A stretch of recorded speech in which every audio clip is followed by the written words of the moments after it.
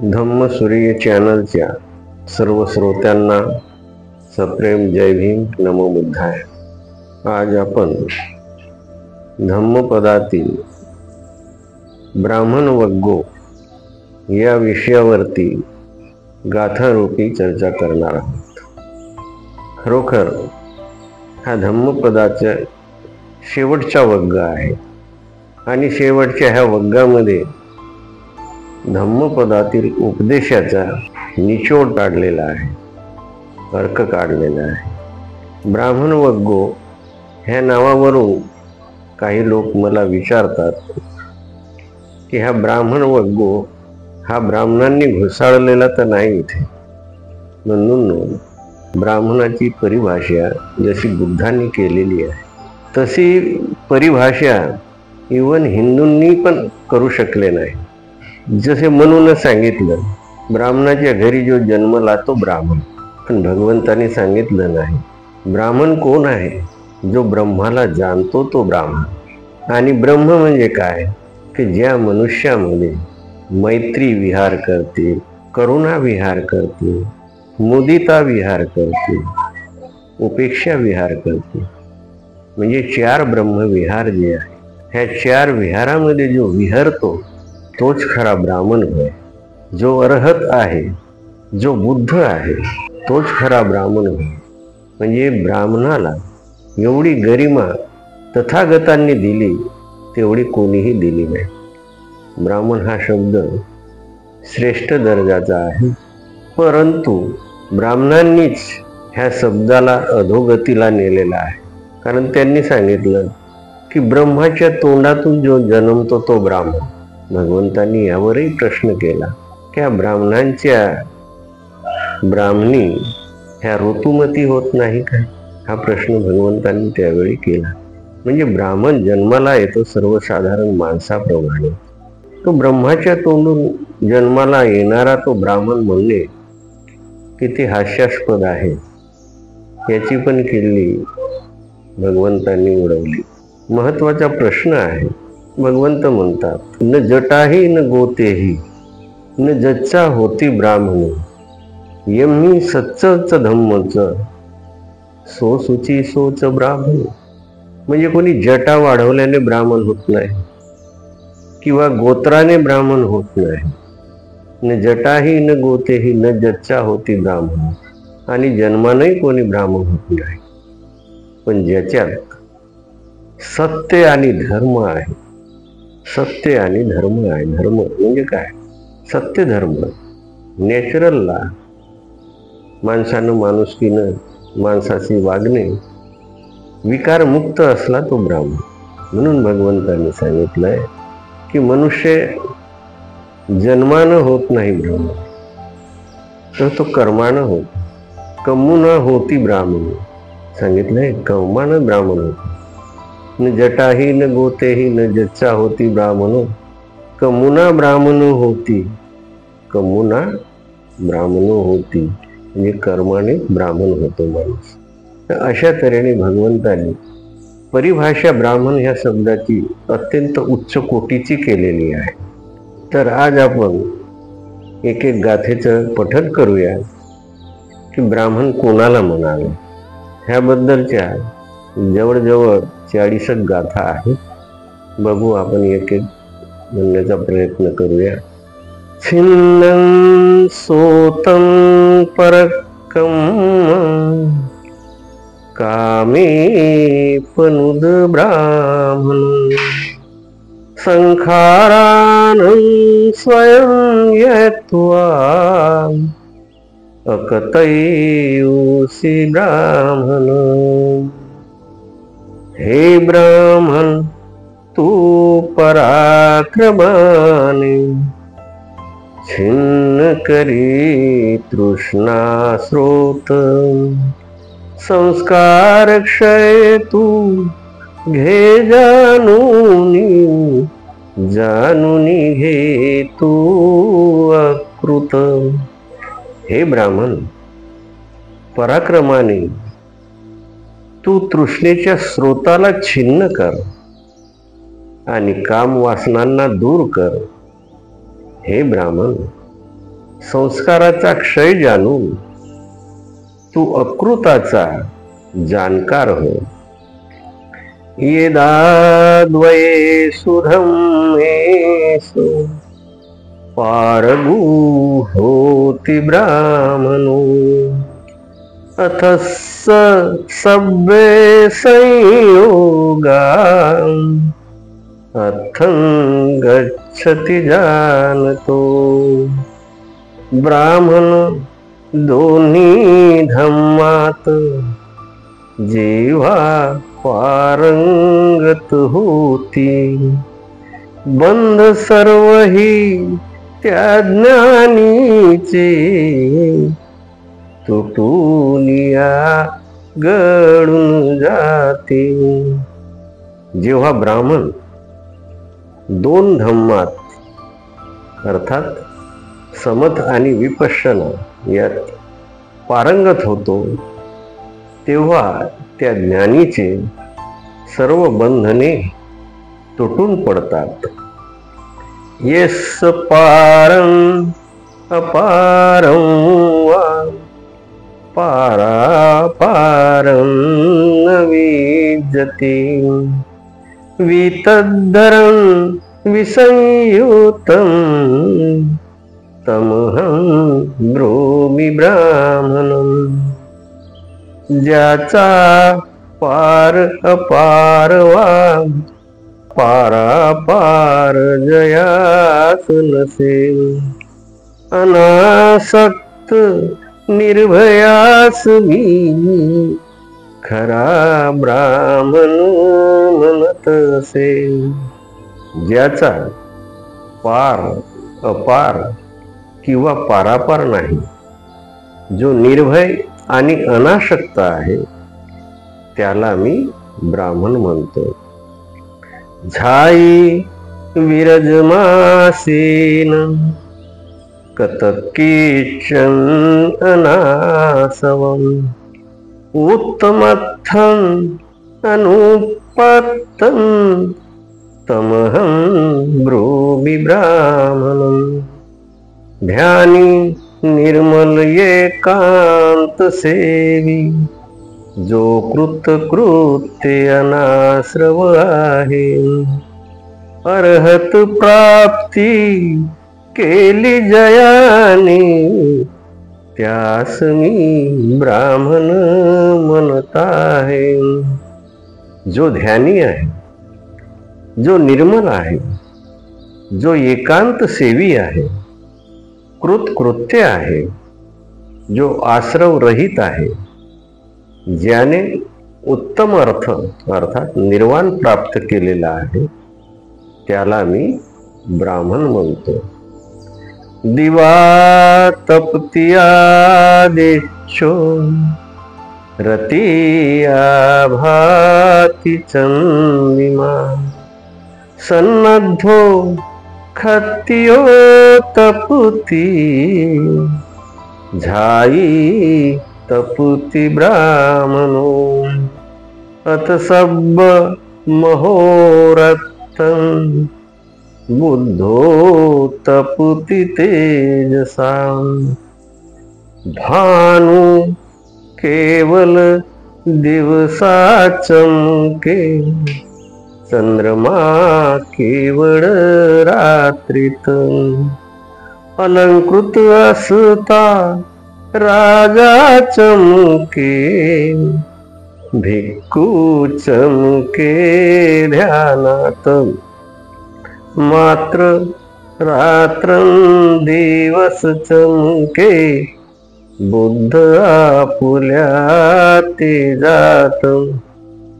दिवसा सूर्य चमकतो, रात्री चंद्रमा चमकतो, पण आभूषणांनी अलंकृत असताना क्षत्रिय चमकतो, ध्यानी असताना भिक्खू चमकतो, ब्राह्मण चमकतो. परंतु बुद्ध आपल्या तेजाने सदैव दिनरात चमकतात.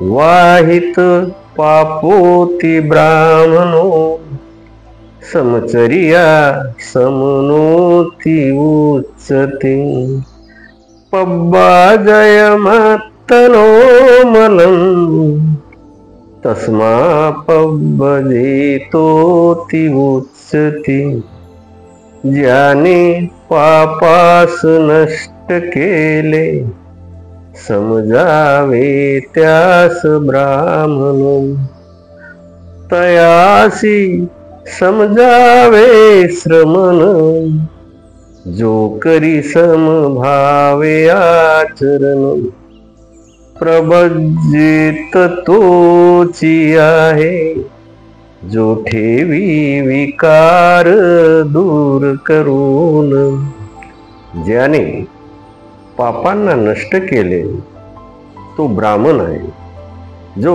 समभावाने आचरण करतो तो श्रमण आहे तसेच ज्याने आपले चित्त विकार दूर केले तोच प्रव्रजित समजला जातो न ब्राह्मण रस पहरये नाश मुंचेथ ब्राह्मणो धी ब्राह्मण सहंतारं ततो ध्येयस्य मुंचति नाकर प्रहार अर्हतावरती कोप ना करू अर्हताने प्रहार करता निंदनीयेहि बिंद कोप करणे अर्हताने ब्राह्मणावरती अर्थात अर्हतावरती प्रहार करू नये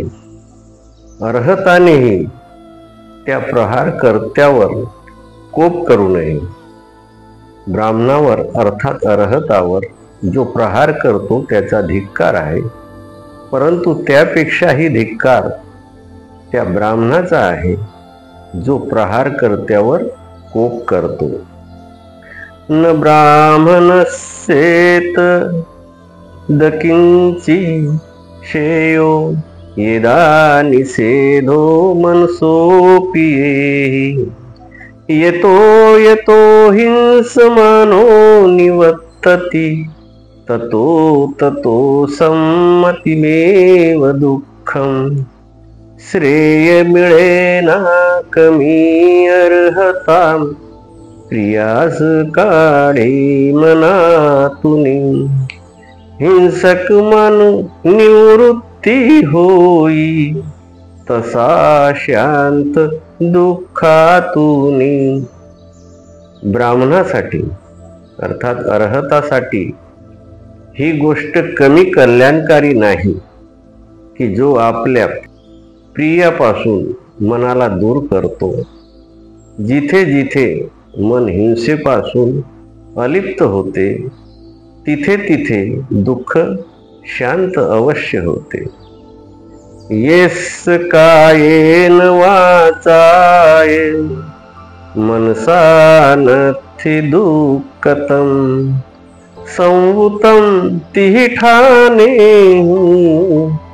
तमहं ब्रूमि ब्राह्मणं पाप घडे ना जयाचे काया वाचा मनाने संयमी जो ह्याती निठाने तयास मी ब्राह्मण म्हणे ज्याच्या काया वाचा आणि मनाने कोणतेही पाप घडून येत नाही जो ह्या तिन्ही ठिकाणी संयत आहे त्यालाच मी ब्राह्मण म्हणतो यम्हा धम्मं विजानेयं सम्मा संबुद्धदेशितं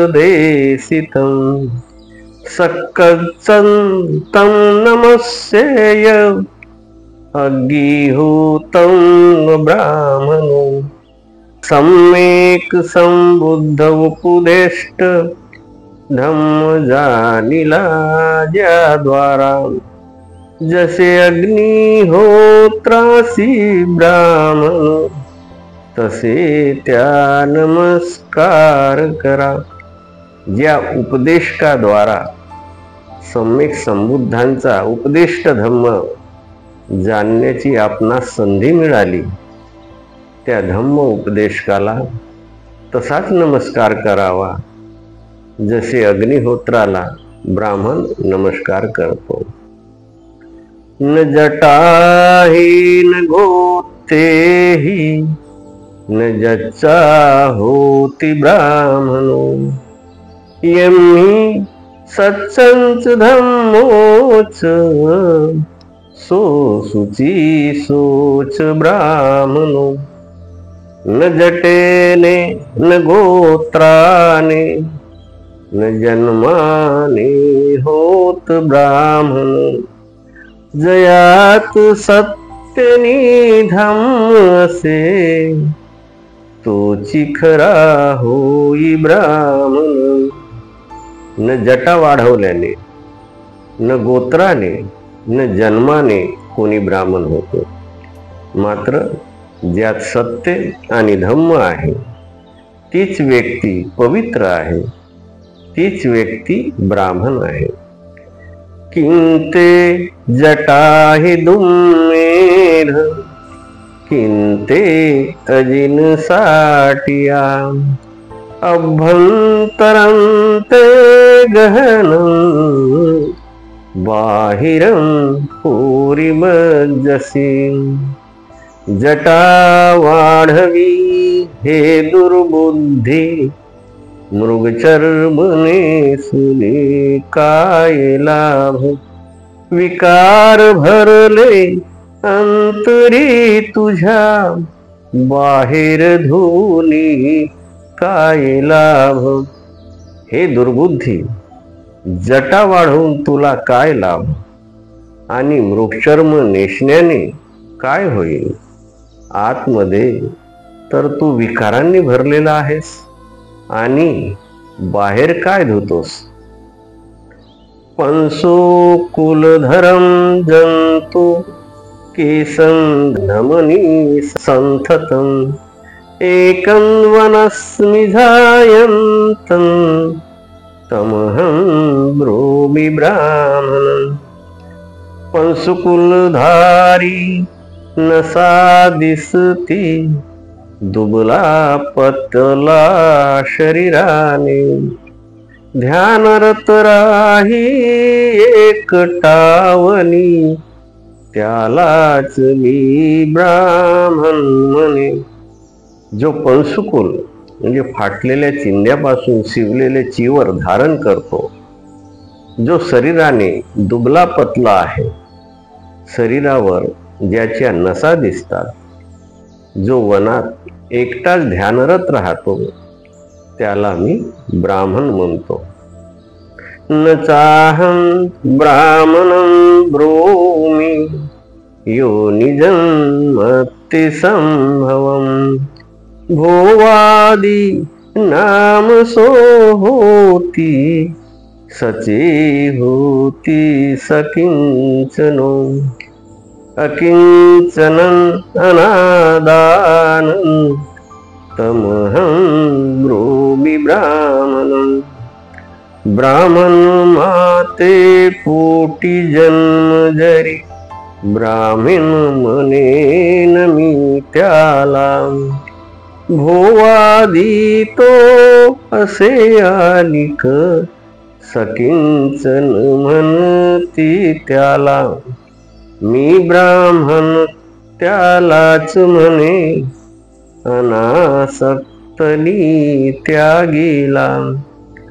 मी ब्राह्मणी मातेच्या उदरातून जन्मलेल्या कोण्या व्यक्तीला ब्राह्मण म्हणत नाही. तो तर केवळ भोवादी अर्थात संग्रह करणाराच आहे. मी त्यालाच ब्राह्मण म्हणतो, जो अपरिग्रही किंवा अकिंचन आणि त्यागी आहे. तब्ब संयोजनं छेत्वा योवेन परितस्सति, संगातिगं विसंभूतं तमहं ब्रूमि ब्राह्मणं. कापुनिया सर्व बंधने, भयमुक्त जो झाला आहे त्यालाच मी ब्राह्मण म्हणे, जो जगी अनासक्त आहे. जो सर्व प्रकारच्या बंधनांना कापून भयमुक्त झाला आहे, जो विषयांच्या संगतीतून विमुक्त झालेला आहे, अर्थात जो विषयासक्त नाही, जो सर्व प्रकारच्या विकारापासून मुक्त झालेला आहे, त्यालाच मी ब्राह्मण म्हणतो. छेत्वा नदीं वरत्तंच संधामं सहनुक्कमं, उख्खित पलिघं बुद्धं तमहं ब्रूमि ब्राह्मणं. संसारी बंधने बेडी आसक्तीची, उखाडून फेकिली बाधा विद्येची. अशा स्वातंत्र्याची उपलब्धी जयासी, बुद्धवा ब्राह्मण म्हणे मी तयासी. ज्याने सांसारिक जीवनाचे सारे बंधन तोडलेले आहे, आसक्तीची बेडी तोडून काढलेली आहे, ज्याने अविद्यारूपी बाधा उखाडून फेकलेली आहे, त्याला मी बुद्ध, त्यालाच मी ब्राह्मण असेही म्हणतो.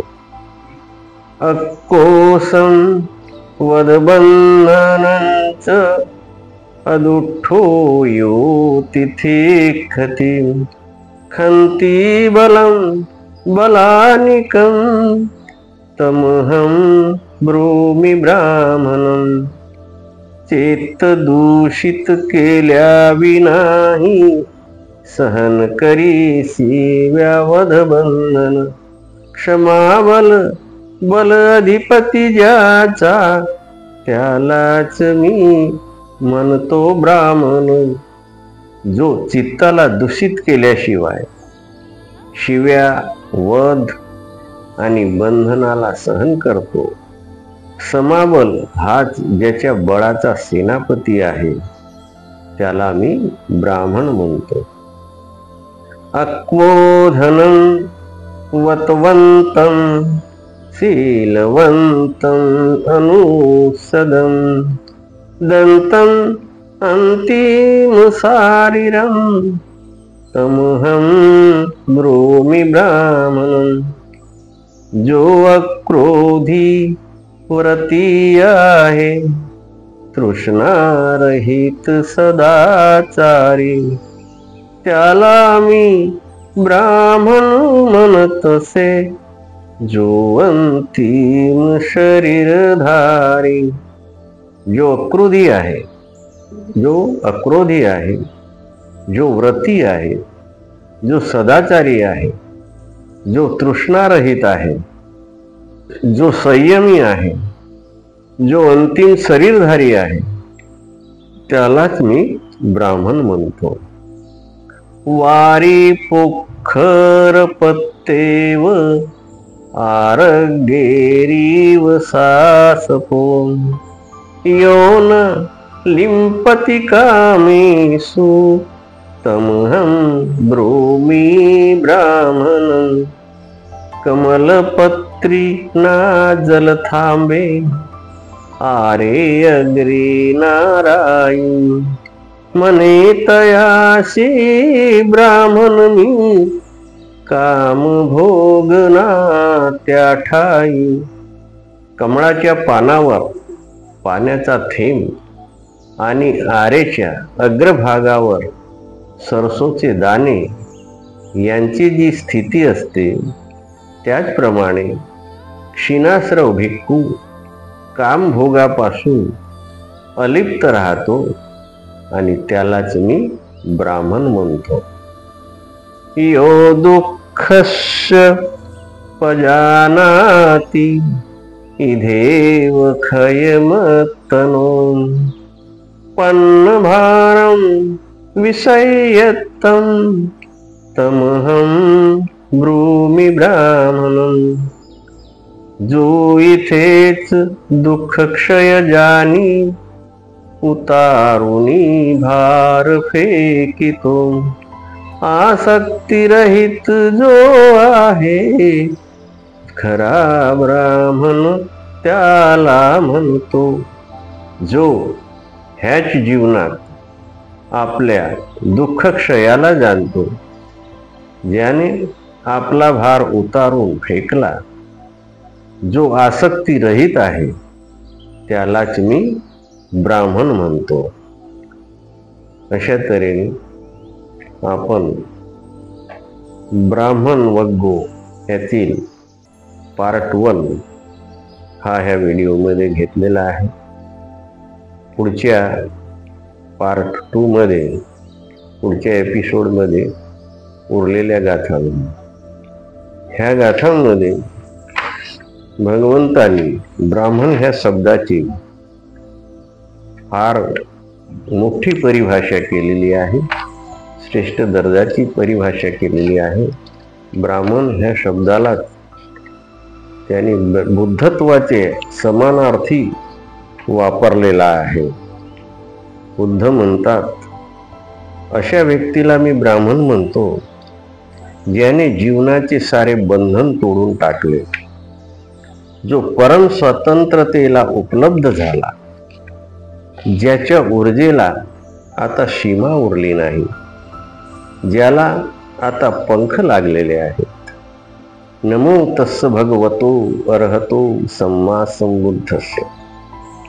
जो भगवान आहे, अर्हत आहे, जो सम्यक संबोधी प्राप्त आहे, त्यालाच मी ब्राह्मण म्हणतो.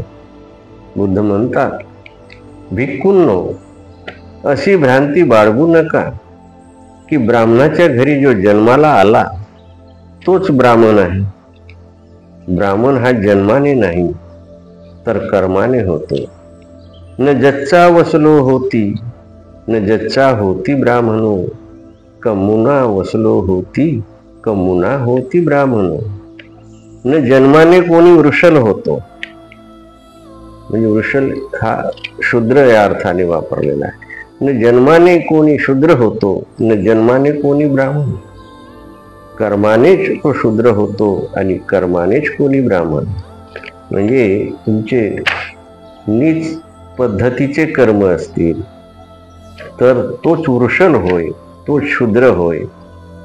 परंतु जो उच्च दर्जाचे काम करू शकतो तोच ब्राह्मण होय. अन्यथा म्हणजे कर्मानेच ब्राह्मणत्व प्राप्त होतो, बुद्धत्व प्राप्त होते. कर्माने तो कसा ब्राह्मण होतो, ज्यात सत्य आणि धम्म आहे. कदाचित ह्या देशाला ही परिभाषा समजून आली असती तर ह्या देशाचा महान सुपुत्र ह्या देशातून निष्कासित केला गेला नसता. ह्या देशाला जी अपूर्व संपदा मिळालेली होती तिचा फायदा दुसऱ्या देशांनी घेतला. ह्या देशाने प्रथम आपला उद्धार करून घेतला असता, परंतु आणि नंतर दुसऱ्या देशांना वाटला असता. परंतु आजही बुद्धामुळेच हा देश विश्वगुरु बनला आहे आणि ह्या विश्वगुरूचा फायदा विश्वातील इतर देशांनी घेतला आहे. आणि बुद्धाला गमावून हा देश सर्वच दृष्टीने भिकारी झाला आहे. हजारो लोक चीन, जपान, थायलंड, बर्मा, कोरिया आणि श्रीलंका सारखे देश बुद्धाच्या मार्गावर चालून बुद्धत्वाला उपलब्ध झाले आहेत. इथेही लाखो लोक अर्हत पदाला उपलब्ध झाले असते, परंतु या देशात आज एकही मनुष्य बुद्धत्वाला वा अर्हत पदाला प्राप्त झाला नाही. परंतु येथील लोकांना भ्रांती झाली की बुद्ध ब्राह्मण धर्माविरुद्ध आहे. बुद्ध जन्माने झालेल्या ब्राह्मणाविरुद्ध होते, बुद्ध कर्माने होणाऱ्या ब्राह्मणाविरुद्ध नव्हते. बंधूंनो, अशा तऱ्हेने ह्या देशात 2,500 वर्षानंतर एक बाबासाहेब आपल्या देशात जन्माला आले. त्यांनी खरोखरच बुद्धत्व प्राप्त केलेले असले पाहिजे, कारण बुद्धत्वाशिवाय एवढी क्रांती करणं साध्या माणसांना शक्य नाही. तर असे हजारो प्रतिभा नष्ट झालेले आहेत की ज्यांना ही संधी मिळाली नाही. बाबासाहेबांना थोडी संधी मिळाली आणि त्याचं त्यांनी सोनं केलं. ते शिकले, विद्या ग्रहण केली आणि म्हणूनच आपण त्यांना प्रज्ञासूर्य म्हणतो. की जे अरहत पदासारखे एकदम स्वच्छ मनाचे आणि त्यामुळं त्यांनी एवढी क्रांती करू शकले. तर ब्राह्मण वग्गो हे धम्मपदातील हे शेवटचे प्रकरण आहे आणि संपूर्ण हे प्रकरण ह्या ब्राह्मण वग्गोपर्यंत येण्यासाठीच, अर्हत्व प्राप्त करण्यासाठीच, बुद्धत्व प्राप्त करण्यासाठीच काय काय करावं लागते, कसं हे करावं लागते, हे धम्मपदात सर्व आलेलं आहे. आपण 12-13 प्रकरणं घेतलेली आहेत. अजून उरलेली जी प्रकरणं आहेत ते पण आपण काळानुसार घेत राहू. तर आपण ह्या प्रत्येक गाथांचे पठन करा, चिंतन मनन करा, समजून घ्या, तुमच्या जीवनाचं सोनं होईल. एवढं बोलून मी माझं हे भाषण संपवतो. जय भीम. जय. आपण जर ह्या चॅनलला सबस्क्राईब केले नसेल तर अवश्य सबस्क्राईब करा. लाईक करायचे असेल लाईक करा आणि त्यामुळे आम्हाला हे प्रेरणा द्या की जेणेकरून आम्ही बुद्ध आणि बाबासाहेब समजून घेण्यासाठी हे एपिसोड तयार करत राहू. जय भीम.